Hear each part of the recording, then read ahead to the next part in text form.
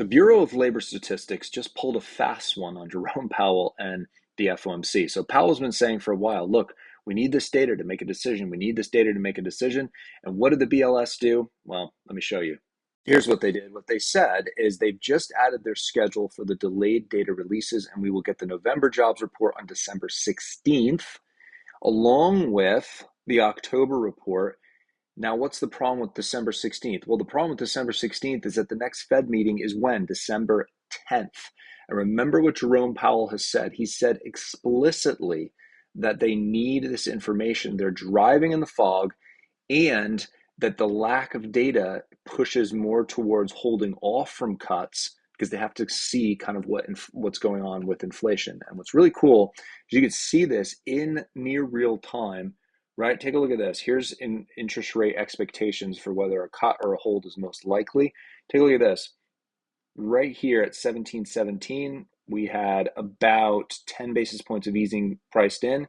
And look at this. In the remaining, in the next half hour, we now only have 5.7 basis points priced in of easing.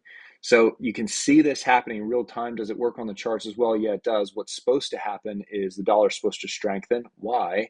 Well, because, maybe a cut isn't even coming in December now is what's happening. So you can see fundamentals really deploying in real time. There's pounds down, there's dollar yens up, and then take a look at this.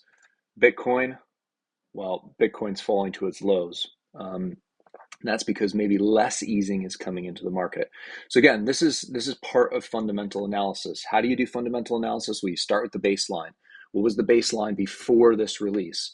Well, the baseline is maybe if we get some of this data, maybe the Fed will say, okay, yeah, we can throw another cut in there. Now, BLS says, nope, data is not going to be released.